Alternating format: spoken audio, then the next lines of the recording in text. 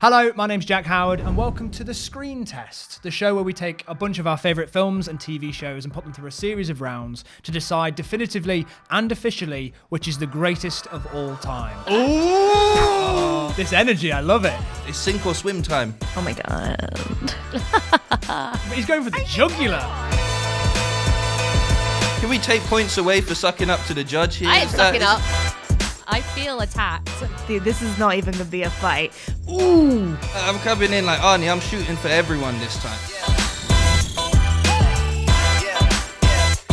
Joining me on my quest is chief film critic of The Independent, Clarisse Loughrey. We have critic and journalist Hanna Flint. Hello. And of course we have the armchair critic to end all armchair critics, voice of the people, greatest hair of all time. It's Bam. Hey, that's right. The People's Cramp back in the building. Let's go, baby. And not only are you trying to win my approval, which obviously is enough, but also you're trying to win this trophy. Ooh, come on. Ooh. It's great. I love it. I could add to my collection. Come on, don't get arrogant. I've been watching some great sci-fi films recently, on Prime, obviously. And on there we have Ex Machina. Self-awareness, manipulation, sexuality. Are you attracted to me? Now, if that isn't true AI, what is? And The Terminator. And like The Terminator, like the T-800, I can't be reasoned with. I can't be bargained with. And I don't feel pity or remorse or fear.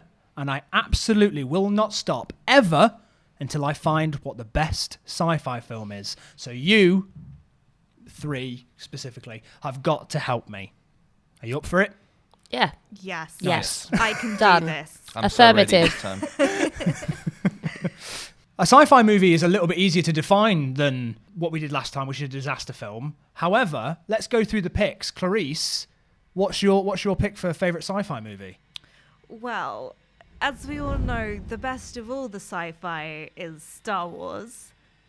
I think this is not even going to be a fight.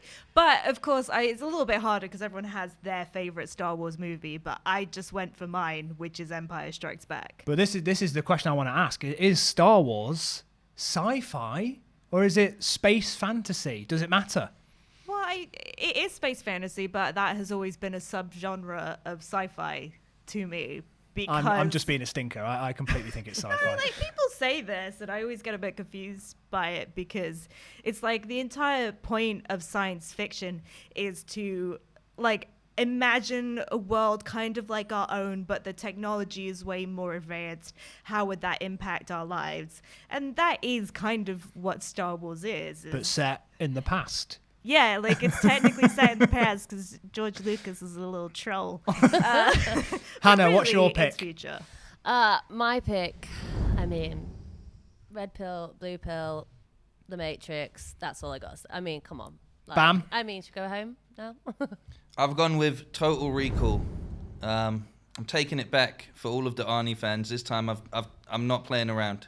And honestly, out of the three selections right here, this is the movie that's going to win today. Star Wars isn't even in the run-ins. Let's be honest with ourselves. Like, Fighting talk. yeah, straight up. Clarisse. If we go in from the top, like, firstly, you picked Empire, which isn't even the best in the three movies. Like, so I'm just going to throw that out there. Wouldn't you say that like it kind of is the fan favorite? I would say it's traditionally the fan favorite. Empire Strikes Back. Hey, you can't trust Star Wars fans for anything. True. Firstly, We figured that out offended. recently. and secondly, let's just establish the rules right here.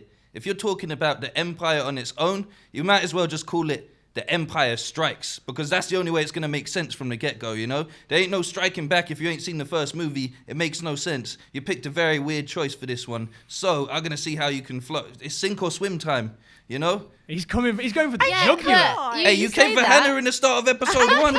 Best like sci-fi. I'm not like providing this to an alien civilization. I'm coming in with the assumption people are probably.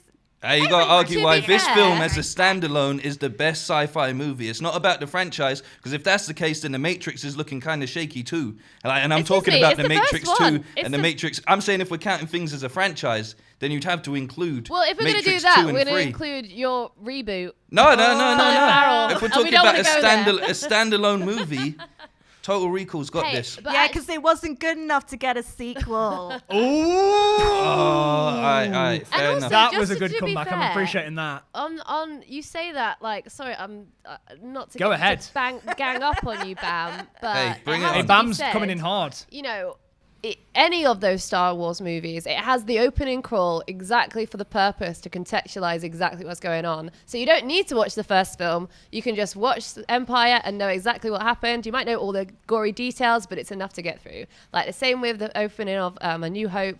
You have the crawl because a load of stuff has Even the opening happened. of Blade Runner has a little bit of context to figure out what's going on. Yeah, exactly. And also, no, do not come from the Matrix. Hey. Look, we've got a whole 40 minutes to get into this, and mate, you're coming last again. So. I'm coming in like Arnie. I'm shooting for everyone this time, okay? Bam, I appreciate this energy. I love it. Let's get into the first round, though. It's the IMDB rating. So what do we think is highest to lowest? This is a difficult one, I think. Clarisse, what do you think? Empire Strikes Back, I think, would be number one. As you said, it is the fan favorite, and it's sort of the most universally agreed upon best Star Wars film. So I'll go number one for that. It's really tough. I think maybe 2 Total Recall and 3 The Matrix. Interesting. Only because there might be people who just really hated 2 and 3 who were coming for 1, which is Right. unfair, but I'm not, it's the wild, wild west of IMDb. Hannah, what do There you might think? be rogue agents. I actually, I'm gonna back my horse. Actually, I think The Matrix is number one. I think it stands on its own, and I think people who aren't Star Wars fans, I think Total Recall, I think that's last. I actually really love that film, but I think it's a bit too kitsch for some people, and as much as Arnie, I don't know, it's just too campy. There's not really a lot going on there that's pushing anything forward. Matrix number 1, Empire Strikes Back number 2, Total Recall number 3. Bam, what do you think? I'm gonna say that it's probably Empire's gonna stand up in this round. It's gonna win the IMDb situation. I feel like Matrix will probably come in second place, but my wild card prediction is that Matrix and Total Recall are probably gonna have a similar it's gonna be by a hair, if anything. But I reckon that they're probably gonna be placed in a similar position because for reasons that I'll explain as we get on. But one thing I think is really nice here is that I got Clarisse already doubting The Matrix based on the 2 sequels that we're not even discussing. So I'm already in here implanting memories in other people's minds and moving forward in the whole competition. Yeah, So well, Clarisse is not the judge. Jack is, and I think he's better than allowing other films to influence what we're talking about Well, here. Hannah, I let's should not hope say- so. can we Let's take not points assume away for what sucking I'll- up to the judge here? I ain't Is that- sucking up. Everyone's got really competitive nature in this one.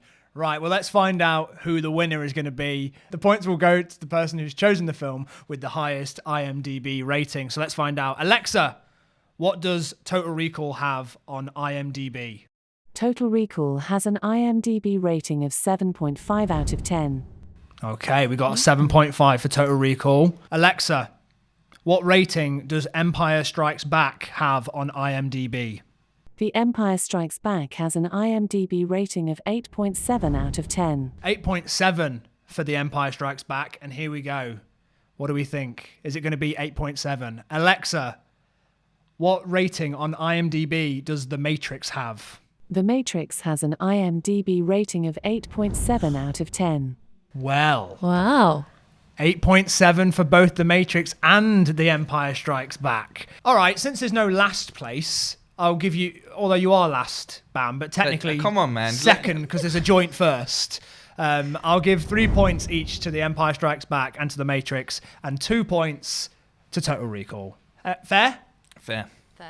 Okay, the second round is cast. I think all of your movies are a strong contender for the best cast. There's great ensemble picks, there's great individual picks, there's even moments where somebody was supposed to play the role and then was replaced by somebody who I think is ultimately a better choice. Convince me. Bam, we're going to start with you. And Arnie, tell me about cast in Total Recall. Look, if you need somebody to carry an entire movie on their shoulders, yeah, There's no one bigger. Arnie is your guy. He's the sci-fi king. when you think about it, the sci-fi action king. I know we were speaking earlier when we spoke about Independence Day, and Will Smith went on to do a bunch of sci-fi movies. Arnie was doing all of this when Will Smith was a nobody, right? He was starring in such great movies. Like there's multiple contenders that I could have went with for best sci-fi, and they all have Arnie in when you think about it. You could have chosen The Predator. You could have chosen the Terminator series. You could have thrown in Running Man just for the fun of it. But I went with Total Recall because what we need to discuss at some point, I think I'll do it in the craft round, but when we're talking about an actual sci-fi movie, Total Recall ticks all of the boxes and then some, right? And not only is it a great sci-fi movie because of the premise of the movie, but it also manages to be a great Arnie movie, which are a genre in their own right as well. The thing about Arnie is, he's going to turn up with his own personal pun writer. I know for some people that's always going to put you off the movie, but I think having Sharon Stone as supporting cast was a good little choice for his wife moving forward. But overall, this is one of those movies that actually stands above his own collection, which is very, very strong as it goes anyway, and still punches heavily into the sci-fi genre as well as still staying, as I said, an Arnie movie, which means you're going to get a lot of blood and guts, some great puns, a lot of shootouts, but at the same time, it's one of the few movies that will leave you questioning what is life itself, years before The Matrix, but we'll talk about that a bit later. For now, I don't need to say anything more than Arnie carried this with his huge shoulders. What a guy. Tell me I'm wrong. All right. Okay, Clarisse, it looked like you had something to say. I will say, I feel like this is a very controversial opinion, but because we're trying to fight this out, I'm going to offer my controversial Total Recall opinion. Do it. That because, for me, like, it is an adaptation of a Philip K. Dick story. And for me, a lot of that hardcore sci-fi, like, predictive element of his storytelling, you really kind of need someone you relate to, because it's sort of about injecting the fear of, like, what if we had Total Recall and the sort of uncertainty of the future. And so for me, like, thinking of Blade Runner, like, Harrison Ford is such a perfect choice for that story and that adaptation of a Philip K. Dick story, because like, Harrison Ford is the action guy, but you kind of relate to him because he's a little bit of a dumbass, like, on screen, not in real life. Like, he's kind of like a bit all over the pace, and he's not really got it together in that movie. And I think he's a lovable rogue. Yeah, and it's so easy to relate to him and to the fear of the unknown of not. But you can't relate to Arnie. Android. No. You can't relate to Arnie. Yeah. What do I have in common with Arnie? I mean, mentally, I am Arnie. So. Physically, I'm Arnie. Yeah, exactly. I am nothing. We have nothing in common. I'm sorry. Clarisse, but it works perfectly for the story. For the start, we got Harrison Ford. So we've got Harrison. What's interesting about Empire Strikes Back is kind of watching that central trio of Mark Hamill, Carrie Fisher, Harrison Ford in that second run together when A New Hope had sort of made them the big names that. And let's not forget today. As well, one of the most iconic voices in villain history. James Earl Jones, yeah, and Billy D. Williams. This is the thing. It's the thing with the Star Wars movies. It's the sort of ensemble. Also, Frank Oz. Frank Oz coming in to do Yoda. Honestly, like, his performance as Yoda is one of my favorite things about Empire Strikes Back, because it's the way that when you first meet him, and I know that Yoda is not technically a Muppet because he was not created by the Jim Henson Company, but in spirit and soul, Yoda is a Muppet because you first see him and he's babbling along and he's. I think a Muppet. When you call someone a Muppet for being a bit of a Muppet, yeah. I feel like that's what I'd call Yoda a bit of a Muppet. He has the essence of Muppet to him. And so for the first 5 minutes of him meeting Luke, and he's been a little troll and he's eating his food, he's thinking in it, he's playing around with R2-D2, and you think, what is this weird little tiny idiot? And then the second that he snaps into Jedi Master mode, and that little shift in Frank Oz's voice is so beautiful and perfect to me, because I think my favorite scene from all of Empire Strikes Back is him lifting the X-Wing out of the swamp, and the simplicity to it, and being able to see that amount of emotion on a puppet's face. And when Luke says, "I don't believe it," and Yoda's like, "It is why you'll fail." It's the sort of like Buddha-esque essence to this little Muppet, and the fact that he can be both things at once, which is the stuff I didn't like about the prequels, is that it kind of forgot that Yoda is a little troll. And I like that the troll element came back in The Last Jedi. I completely agree. Hannah, tell me about the cast in The Matrix. Well, I mean, what a different movie this would be. Would it be the great movie that we celebrate as if it had the original picks for it, you know? Will Smith was and originally... Val Kilmer, correct? Yeah, well, Will Smith, yeah, it was like... first it was Will Smith they wanted, but he didn't like... He was like, bullet time. I can't see it. And the cast sees, yeah, they did a small little indie film. I think can they pull Will it off? Smith not want to do another sci-fi after doing both Independence Day and also doing? Well, Men in Black? he did Wild Wild West, which is kind of like the steampunk sci-fi. So I don't think it was about the sci-fi. No, it's because he didn't understand the concept of the bullet time. I think he said he was like, they explained it to me and I didn't get it, and I think he also wasn't confident in the Wachowskis being able to achieve such a feat, what they had in mind when I think Bound, or like they hadn't done many, they were like little indie film directors, so he didn't trust it and he didn't believe it. I mean, obviously, I think one of the things he said is like I'm glad I didn't get it because Keanu Reeves, and like Reeves, Keanu Reeves, I mean, what he's so you think these cast members, you just can't imagine anyone else playing them at all. I mean, Keanu Reeves, I think, you know, having that kind of that wide-eyed boyish person being your lead was so effective to really hammer home like this kind of messiah, all the religious philosophical things in it. But also I think, you know, I don't we talk about it that much but like, as you know, someone who's got Asian heritage, I think that's also, you know, look at the cast, like Asian heritage for the lead actor with Keanu. Then you've got like Morpheus played by Lawrence Fishburne, who again, like, you know, we can talk about later on about the impact, but like Lawrence Fishburne, obviously he's been in some amazing, he was in Apocalypse Now, you know, he was in Boys in the Hood, like he's been this amazing character actor who's like popped up, you know, in different films. But this was I think probably one of the, I really think this showed exactly what authority he has. Morpheus, Neo, and Trinity, like they are the holy trinity that keep this whole film together. Carrie-Anne Moss, like just truly brilliant. I think they're just so understated. I think it's, for a sci-fi film that has such big ideas, the performances are very understated. They're not melodramatic. Everything's delivered with such sincerity and careful precision. Honestly, I think this is a really, really difficult one to call, but I have to. And I may be showing my bias a little bit here, because Star Wars for me is something that I've grown to like. It was not something that I loved when I was young, but it's something I definitely appreciate its place. I think that Total Recall clearly wouldn't be the same without Arnold Schwarzenegger in it. I think that he is the perfect choice for that movie. And we've seen that it doesn't work without him. When you put somebody else in that main role, it just becomes bland, and you need something that's a bit more out there.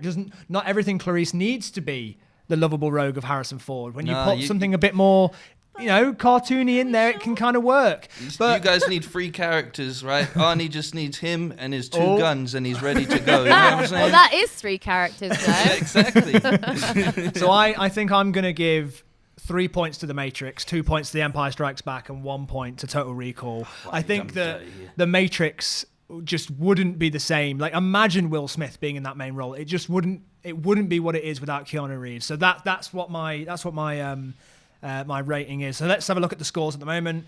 The Matrix is leading the way with 6, then The Empire Strikes Back with 5, and Total Recall is on 3. But don't worry, we've still got some rounds to go. Round 3 is memorable scenes. Now, all 3 of your movies have really fantastic moments that stand out. Several, but see if you can pick just one that you think stands out above all the rest. I'm going to start with BAM and Total Recall. All right, we're going to keep it simple. Get ready for a surprise, okay? When we see Arnie, first he appears as this big old ginger lady, right? And gets stuck just saying 2 weeks, 2 weeks, 2 weeks. And the reason I picked this scene is because the breakdown of the face into Arnie is done so well. Considering that this film is done in 1990, is done so well. They have a fair few bits throughout most of this movie where it's like really good practical effects, especially at the time. But I think it would either be between this and again the other faces where you see him like exploding in the Mars sequence. But I think this one's a lot more memorable because it's such a transformation in that moment. Plus, I'm pretty sure I've heard a lot of people sample "Get Ready for a Surprise" in like dance music and other such things because it's a very good soundbite. But yeah, I think that's one moment that I'm not going to say Total Recall has a bunch of memorable moments. It's got a bunch of memorable puns and other situations. Like it stays in your head for a different reason to any just one moment.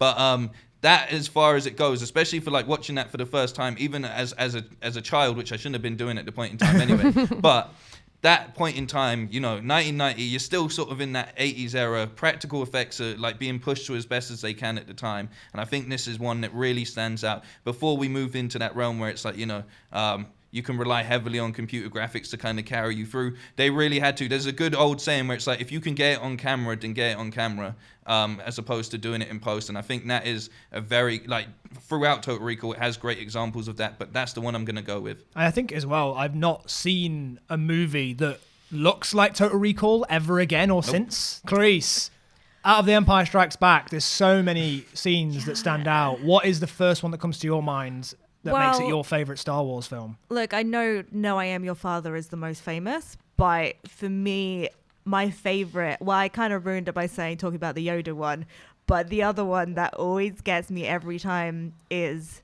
I Love You, I Know. Yeah. Because the reason that I'm such a mega fan of Star Wars above any other franchise is because it is so easy to place yourself in that world and think about what your role in that world would be, because the characters are so believable and so relatable and like, I see myself as Leia falling for the kind of butthole guy who you can't help but fall for, and then at the end you have this moment of emotional vulnerability, and he kind of answers back in a way that he's sort of joking by saying I know, because he's still trying to be like the cocky Han Solo who's too good for anybody. But then the brilliance of Harrison Ford's performance at that moment, as you see it in his eyes, is well, the fear, because he's about to be like frozen alive, and you see the love, the vulnerability, the tenderness, and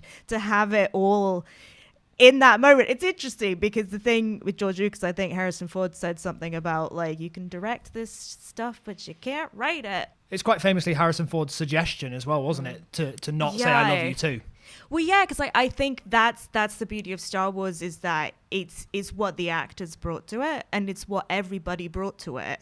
And so to have that moment as everything come together, and you can kind of see all the characters in that. I even love Chewbacca when he's trying to fight the stormtroopers, because Chewbacca just loves Han Solo so much, and he's like, and all the emotions and the passions just in that one moment, which for a movie that it's interesting because there is quite a lot of jokiness to Star Wars, and they're going on their silly adventures. They go inside a worm, and they're arguing inside of the worm. And so you're not really thinking about the emotional weight of it until you get to that scene, and you get to the I know, and you go, oh, wow, I'm really sad about Han Solo. Because, of course, for people watching it when it first came out, they didn't, we know now that he's fine, but they didn't know back then. Not anymore, and maybe we'll talk about this more as well when we get to, the legacy part of the discussion. But the fact that what you were mentioning earlier, like Yoda, when he's just this little goofball when you meet him, I watched it recently with my sister who hadn't seen it for the first time. And she knew that Yoda was a Jedi Master, but I'm watching it and I was like, you're not supposed to know that he is. And she was like, oh, and just one of those things where it's become so ingrained into our pop culture that we just know things about these people without osmosis. even having seen it. And yeah, this is definitely a conversation we'll have later down the line. But speaking of memorable scenes, it's difficult to pick one, because I think the best way of describing The Matrix is that every scene in it you can parody, and you'll know what you're referencing. Yeah, and it's hard because there are so. You could pick this moment because it's pretty great. The fact that I even know what that is. Yeah, and it's a shame that again we're getting into legacy now. We're getting legacy touch, but I think there's the bit where we see kind of see bullet time when we see Neo first. The going back, which has probably been the most parodied thing, right? And he gets it nicked. But I think for me, I think the most, not only the most memorable, but the most emotionally impactful, in the same way that I think you were talking about with like I love you, I know, is, you know, Morpheus has been captured and he's at the top of that building, and it's like he's sat down, he's been beaten up and all this, and then suddenly you're just waiting for it. You're like, you know, Neo and Trinity they're on their way, and there's a helicopter, you know, the helicopter's coming outside, and you see what's so brilliant, it's so slow, you see the helicopter, the propeller chopping through the rain as it falls down. You see an angle of seeing every time you see the bullets coming down, like literally coming down like the rain, and he's like, get up, Morpheus, get up. And then you're like, he's getting up, and you're like, then when Lawrence Fishburne like just goes, like gets himself up, and he's like running towards, he's not going to make it, and he's got to run to try and get away and get to the window so he can jump out and reach him. He's not going to make it, so then Neo wraps himself around a rope and then jumps out to meet him. And they capture, in that moment, it's like, they are like, he thinks Neo's the one. He's put his life on the line for this person. He thinks he's the chosen one. And then it's like, Neo's chosen him too. And it's like, no matter what happens, like, you know, there is this big, it's that grounded, there's this bigger fight going on. There's this massive whole thing that they're fighting for. And actually people are expendable, but for them, actually, they're not. Like, he can't do it without Morpheus, and he doesn't want to be the person to leave like the soldier behind. And I think that for me is so powerful, just the execution, the editing, just everything about it was just so, yeah, I just think it just really is magical. It's a crescendo, isn't it? It's building up to certain, but then again, in the Matrix there are so many moments that are like that. The moment that Neo literally sees the world as code, and everything in it, like I said, could be parodied and you would know what it's referencing. But I'm gonna pick based on the ones that you have chosen and how I feel about them, because I get to decide. So I am going to award 1 point. I feel like I'm picking on Bam, but I mean, you always are, but that's why I'm here, isn't it? But I think you even said it, like there aren't that many like memorable moments the way that there are, I think, in The Matrix and Empire Strikes Back. So I'm going to award 1 point to Total Recall.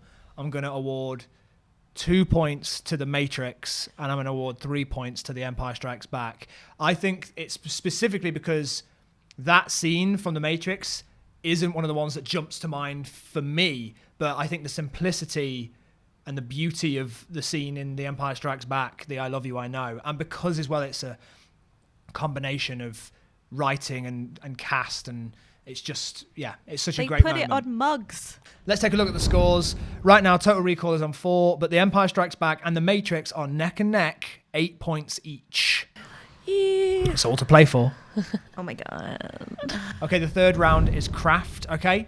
So this round is where we can get down and dirty and talk all things nerdy, all the technical stuff. If you want to speak about the directing, the cinematography, the music, anything to do with how the film is produced, convince me the best you can. We're going to start with Clarisse. Let's talk about The Empire Strikes Back's production. Yeah, I think my choice for highlighting of craft is, it's kind of hard to separate it all, but I would just say in general world building and the work of ILM in creating just the creatures, the set design, the concept art by Ralph McQuarrie, and in how, I mean, this is why Star Wars is what it is, because they create these worlds that feel absolutely complete and lived in. And that is why now, you know, we have the novels and the comics and the TV shows and the endless movies, because it feels real and it feels like it has a history. And like I just love like things when they go to Hoth and you look at the old base and It's the the fact way that you that even it know that seems, it's called Hoth. it's just that level of detail that means that every time I revisit Star Wars, I feel and I experience something new, because I notice some tiny aspect. I think as well something that is easy to overlook because it's just universally praised, but Star Wars wouldn't feel like Star Wars without John Williams. Like he kind of just, you hear that and you feel Star Wars. Yeah, I mean that's the thing. It's Star Wars works. It's not just because of one person. it's every single element put together. All right. Well, if there's anywhere you're going to shine, Bam, the craft of Total Recall. I mean, it's very unique. I mean, okay, let's start off with the script itself, because there's been a lot of speak about the writing and so on and so forth, like with Star Wars, and I'd love to argue, like, you know, all of those points put forward are great, and it does do an incredible job world building, but it's solely a space fantasy in that sense. There's so much things throughout this script, like if you want to talk about world building and in the science fiction situation, you can just list them from the top. Firstly, the whole idea of Total Recall, like, you know, one does that, it looks at simulation theory, because it's not just them implanting memories, which, by the way, they're literally implanting memories into snails as we speak. So that's, if we're talking about science fiction wins, that's a win right there. We're talking about living on Mars. What does Elon Musk want to do? He wants to set up us living on Mars. Like, everything that this movie does is embedded in science fiction, and it comes from a short story. It's not like a long novel or anything like that. They have still taken extra steps to create this entire world that is completely looking at our current situation and where it could go to. And at the same time, while you have all of that going on, you have all of the sort of mystery and confusion that the Matrix creates. And furthermore, like, I want to talk about this more in Legacy, but all of these tropes that have been designed and reused by like some great directors and great movies moving forward, Total Recall is one of the blueprints for all of that. There's even a situation where the guy comes in and he says, I've been implanted into your memory, and if you take this red pill, you'll wake up from it and you can go back to living your life, yeah? There's so much situations throughout the Total Recall. There's even a moment in Total Recall where they say something about you don't remember the beginning of dreams. Yep. You find yourself waking up right in the middle of it all, which is straight. Yep, ripped into Inception. Right there. Like, that's what I mean. So on a story level, for everyone to just like write it off and be like, you know what, this is just a regular action flick. No, it's that and everything more. And as I'm saying, there's so much things that are heavily embedded in science fiction, and it all looks incredibly great. There's a use of green screen and blue screen at certain points in time, but at the same time, you've got all these elements like, look, right, if we're talking about progressive thinking and so on and so forth, and I know this is a really crude example or whatever, dude turns around to Arnie and he says, have you ever fucked a mutant before? I don't think there's so much, like, for even in the Matrix, which has so much realm to go on and be super progressive, there's so much missed opportunities with characters like Switch. Hold on a second. Can you stay in your lane about your... Last time, everyone was coming after Independence Day. Now everyone's coming after The Matrix. I feel attacked. Said nothing negative about The Matrix. Like, if your your argument is to like denigrate one movie to make your look better, I think you're losing. Well, I think that what Bam's doing is really demonstrating the fact that all the stuff that's becoming extremely popular over time maybe found its origins in something like Total Recall. I think this is what I'm saying. You know what? I think, as things go on, things are derivative. Like Star Wars, that is basically, that's borrowed so much from Dune. Dune borrowed so much from other cultures. And so on and so forth. There's so much stuff that they've borrowed from. The Matrix, no one's saying, I think when the reviews came out, no one's saying this is like an original concept, like the idea of being... is our world real? Well, if you think about it, like the same year that Matrix came out, Dark City came out, which was another film that... Well, 1999 was the year of is our reality what we think it is. Exactly. Like Fight Club is the same thematically as The Matrix is. It's about execution, right? And what makes it and what do they bring? So they might be quite similar stories. I mean, the fact is, one of the things in Matrix is follow the right rabbit. Alice in Wonderland, you're in one world, you're going to another one. It's the story of Christ. Well, look, there's so many themes of it. There's so many different elements that you could say it's borrowed from. I think that's the way cinema is a lot of the time, When you look at how the Matrix...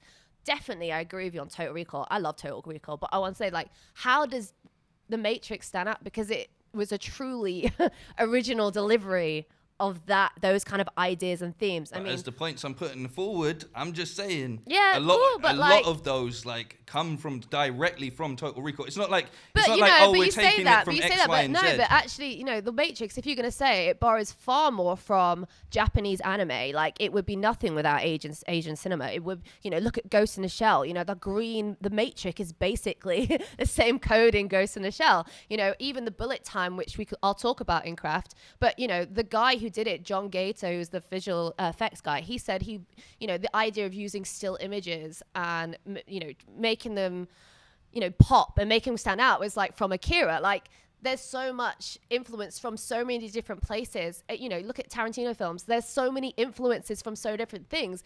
Does that not make it a Tarantino film? So with The Matrix, yeah, fine, Total Recall. No one's taking it away. No one's taken away from Total Recall, but you cannot deny that the craft of The Matrix probably makes it stand out as one of the best science fiction movies ever made. I mean, just let's talk about bullet time. I mean, just that alone. And it's one of those things that's so iconic that you can't put it in anything else without anybody going, that's The Matrix. I have to go with my gut on this, and I hate that I still feel like I'm picking on Bam. Are you going to do me dirty again? I feel like I'm doing you dirty, but I'm going to have to give Total Recall the 1 point. No. This is.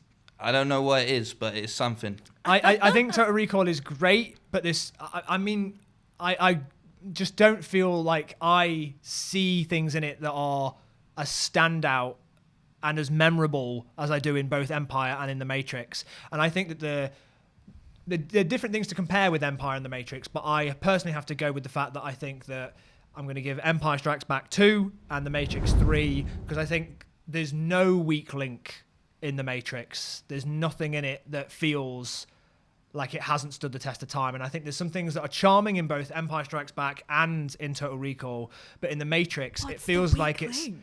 In Empire Strikes Back. What is it? I think it's weird now, especially when we look at it and we go, oh, he went back and replaced things with CGI, and it's difficult to separate. Yeah. And that's hard sometimes. And I know that's not a purist's way of looking at Star Wars. I just ignore it. I know, but that's it. It's like the fact that you have to put on blinders, and even sometimes some of the script in those early Star Wars movies feels clunky to me, and it feels like a something that's been honed in on later, which is why I didn't mind The Force Awakens retreading old ground, because it felt like it sharpened up some of the stuff that I had a problem with. As I said, not a massive Star Wars fan, somebody that's learned to like it over time, but The Matrix is something that stands out to me as something that is just a work of, it's just masterful in terms of like its action, its sci-fi, the horror elements in it as well. The music's incredible. The cinematography broke new ground. It's something, like I said earlier, could be parodied. Every scene of it is memorable. Every performance is incredible. I think it's all 10 out of 10. So that's my feeling on Craft. And Bam, I'm so sorry. Hey, you should be. Don't apologise to me. Apologise to Arnie when you see him. That's a different story. I don't think I'd dare. Yeah. Round 5 is cultural impact. And this is the last round, your last chance to impress me and bag a few points. So this one is going to be about how has this film stood the test of time? How has it influenced other films? How has it influenced film in general? What is it about your movie that has bled into pop culture in a way that no other film has? And I'm going to start with The Matrix. Hannah, kick it off. Where do I begin? Let's start with fight sequences and the choreography. I mean, that set a new standard of what can be achieved in action films. You know, you do not all the fight sequences, all the kind of dedication, the choreography, I love is like, I know kung fu. Yeah, he does. Like, I mean, that's just it, isn't it? Like a lot of the Matrix is just quotes. Like every quote. Yeah, I mean, and they're not even like that. And I think a good quote is something that doesn't have to be overwritten. You know, it's something as simple as I know kung fu. But I think the fact that they did it. Guns. I think the fact that they did it, they showed that actually actors can do that. They can put the training in, and I think you look at pretty much action movies since then, it's kind of reestablished, like we said, wide shots, we're seeing actual fight sequences. You can actually believability and seeing the power and seeing what freedom of movement you can have and what you can bring to the table. I think The Matrix just absolutely nailed it with the waifu and all that jazz. I mean, bullet time, the kind of visual effects of it. The unripoffable piece of visual effects. You cannot do that without somebody pointing at it and being like, you're ripping off The Matrix. No, absolutely. I mean, it was so groundbreaking and so shocking at the time. It's like, wow, I cannot believe I'm watching it. I feel that when you look at it in a new light, you're still learning new things from it. And actually, if you think about the people who made it, the Wachowskis are now Wachowski sisters, Lana and Lily now. And, we have a new understanding of this film. It can still surprise us. Like now when you think about who was making it and you understand that there was actually the transgender themes of it, the fact that, Neo, how you could say that someone having a rebirth and actually their dead name is Mr. Anderson and Neo is their given name, and the fact that, he Mr. feels like he doesn't feel comfortable in his world. Doesn't feel comfortable in his world. And, I think there's so much about that I think people the fandom for Matrix, I would say, is as strong, probably not as toxic as Star Wars, but I think the Matrix fandom is really there, and there's a celebration of it. And there's been so many different kind of variations. There's been comic books, there's been cartoons, and we are getting a Matrix 4 as well. So yeah, I think the Matrix is as much of a sci-fi, has such much of a sci-fi legacy and cultural impact as any of your Star Wars films. Bam. What you got to say? Hey, look, to be honest, Star Wars has won this round overall. But I'm just going to say this, yeah. In the realm of sci-fi, the way that this movie made you think about things has such a strong lasting effect. So while it doesn't have the cultural impact, because that's, pop culture, fan culture, but in sci-fi as a genre, this film opened the door for so much people to have such a way of thinking towards how they approach things. It's one of the original solid twists within the genre, and at the same time you can watch it over 3 different times and come out with 3 different answers as to what you think actually what are your thinking, what are your thoughts about the ending? So it's for me, it's just as much as Inception, where it's look, I will never know exactly what I think about this movie, because on the one side of things, it was all the Total Recall and it was just a dream to him. On the other side of things, he's completely woken up and he's free and he was the agent and all of that side of thing. Or there's a third where it's maybe he was halfway in it and then he got lobotomized and then lived in the dream for the rest. There's so much little parts in it that absolutely change, and this opened the door so massively for the sci-fi genre moving forward. I mean, you wouldn't, I'm saying, films that people hold in such a high regard, like The Matrix and Inception, things like that. And there's so much more as well, most across the board. If we're here to talk about the impact that this movie has had in sci-fi, it's got one of the strongest cases, in my personal opinion. I know it doesn't matter. You can give me the 1 point now. But I think when you talk about The Matrix or you talk about Star Wars, a lot of those things end up going cross-genre and outwards, which is solid. But this is a movie that very much shaped the way of sci-fi for the remaining up till this point. I think something that I love that we keep talking about but that we haven't really had a discussion about yet is the fact that sci-fi is a really brilliant way of going into these otherworldly places but exploring very human moments and human concepts. So something like Total Recall and something like The Matrix and Blade Runner and Ex Machina, these films are exploring really the human condition in many ways, and things that we go through. I think about Arrival as well, the way that's taking a really high concept but exploring the question of, if you had the choice to do something again, knowing what the outcome would be, would you still do it? I always think it always gets lost though.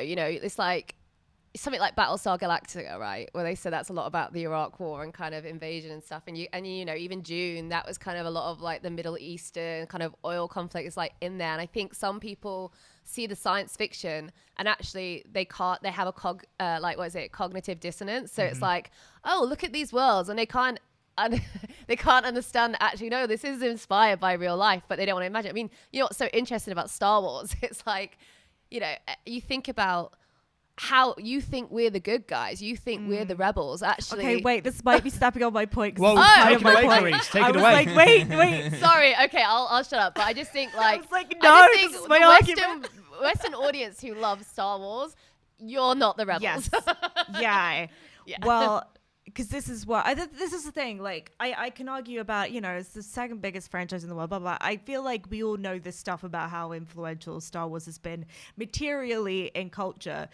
But I think I'm going to take a bit of a risk, and I'm going to talk about why Star Wars is so important to me. And I know I'm kind of talking about the franchise, but Empire Strikes Back is such a great example of this. It's because at the very, very root of Star Wars, these are political films, and this is the thing, people always forget that. But the origins of Star Wars is that George Lucas just trying to make Apocalypse Now. And he wanted to make it from the perspective of the Viet Cong, and the studio were like, No.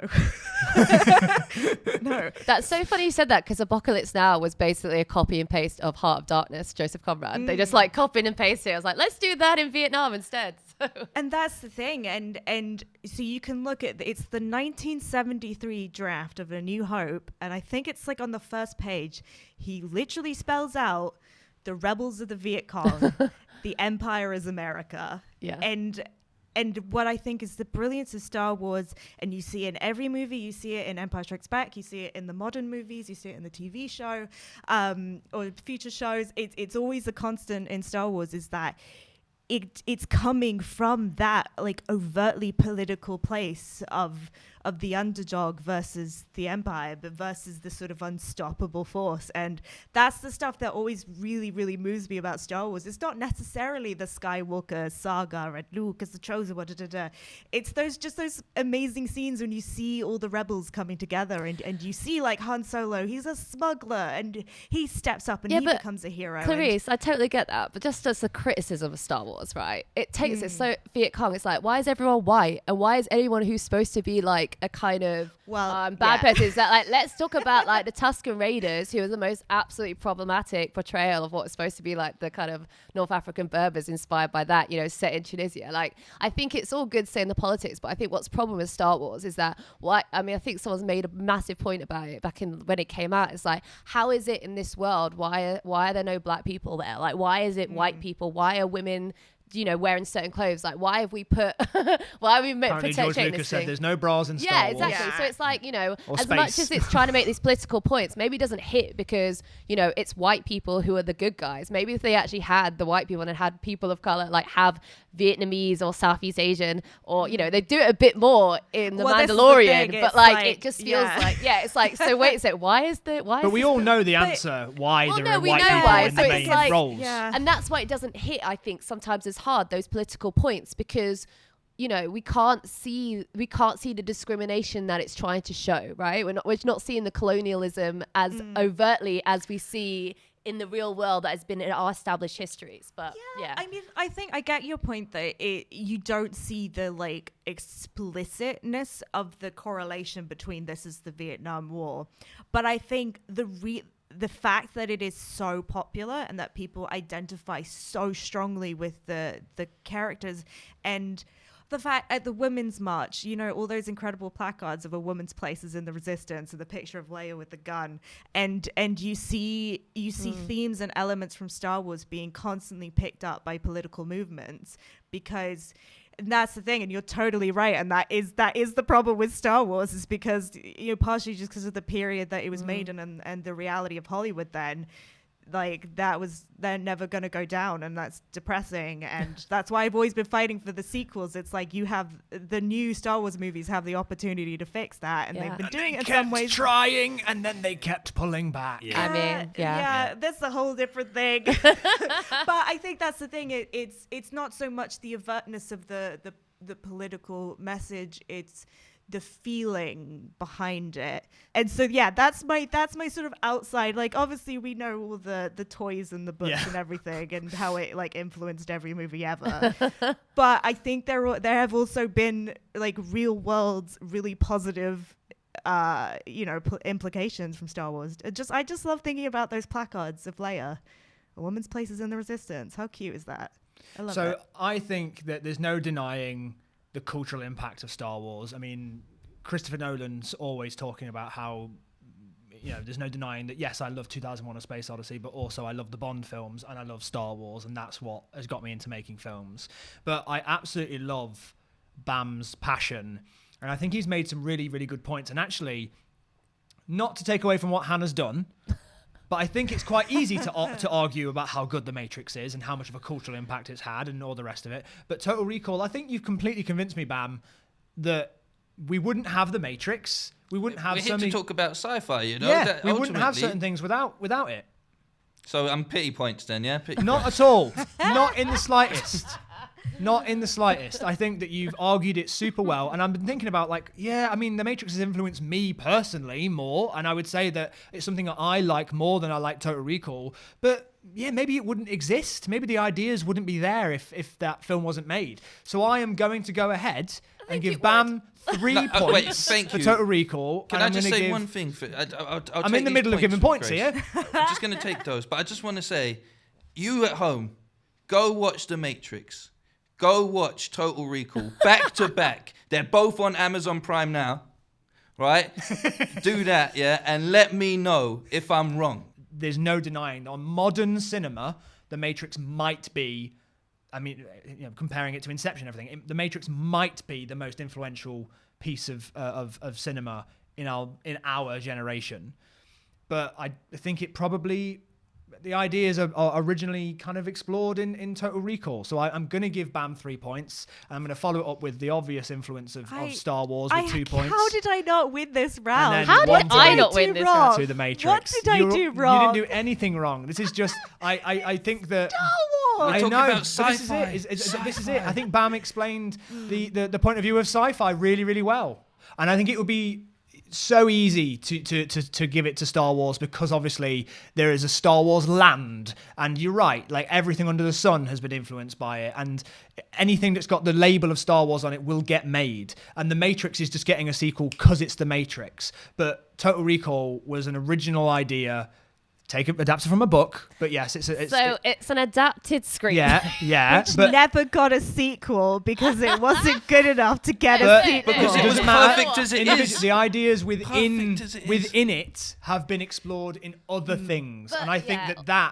that is, you can't deny that. Let's take a look at the final scores. Total Recall is 8 points, and The Matrix and Empire Strikes Back are both neck and neck with 12 points. Oh, you got a tiebreaker again. See, So this we've got a makes tiebreaker more again. sense to me of a neck and neck than Independence Day and Take Shelter, and I blame you for that, Jack. I think that's actually. fine. I'm still taste. very salty about that. Actually, You won in the end. yeah, but you made it very hard. Yeah, because I think Take Shelter is an excellent movie, and I'm not going to go down It's without an a fight. excellent You know So what? let's We're play going to have to do a tie fight to find out who the winner is. Oh my god. We're going to play Unbox The Plot. Right. This is a sci-fi movie, obviously. put my glasses And on. you've got 4 objects in here that are going to give you clues to what movie that I have picked.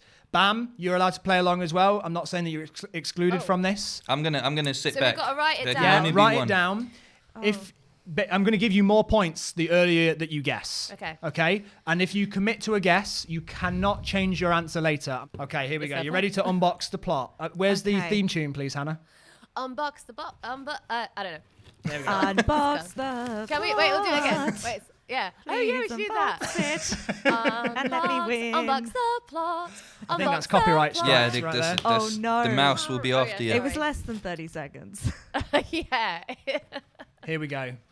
Unbox the plot, aka the game that Bam apparently will never play. I'm playing right now. Am I not? But not to win. Right, okay, you ready? Okay, I'm so stressed. I don't think I'm good at this game. I'm going to start really vague. So this first one is for 4 points. Okay. What is it? Wait, let me do the math on that. Okay, it takes place in What is it? space. That doesn't help at all. I knew I'd start with a really. So nobody's going to get 4 points. I think I could know what it is, but Yeah? I don't want to. Okay. It's how? It's space. That was a bit of a Hey, cheeky you don't one. know my mind. Are you going to write down an No, answer? I'm not. I'm Okay. gonna be cautiously patient. Okay, you ready? Yeah. This is the next clue. Oh, I think I know what it is. Okay, Hannah's putting down a guess. Are you committing to an answer? Yeah. Okay, now put that. There's so Push it away many from you. babies. There's so many babies. I mean, in this could sci-fi. be. There could be any other number. Okay, of done. babies. Okay. Just put that there. All right. This is the third object. Oh, I've got I it. know what it I've is. got it. I've got it. I'm sorry, guys. I got it. Clarisse, are you putting down a guess as well? Yeah. Bam, have you got a guess? No, because when I realised that if I can't win, I'm not playing. All right. So, because All right, you technically, both- if I got it on the 4, I could be the winner, couldn't I not? If maths we precedes got I it us. just wrong. don't know if they're going to let me do that. Oh, well, see, then it is rigged, isn't it? Go ahead. Do you want the final clue, or do you want to Yeah, get your just guesses? for fun. Okay. Go The on, final do it. clue. Let's see the final clue. Okay, hang on. Final clue. Hang on, no, it's in here. Oh, I thought that was the. What is that? This is the sheet music for Daisy Bell. Okay, well, I think I've got it already. Yeah, I Okay. think you've got to have What, it. think if I haven't, what I'm- clue did you write down, Hannah? I wrote it down with the baby. You wrote it down with the baby, so that was clue Yes. number 2. Clarisse, So when did you write yours down? I wrote it after, so I think you've won. Okay, so It seems like we both hit me, got it. Hannah. What do you think this movie is?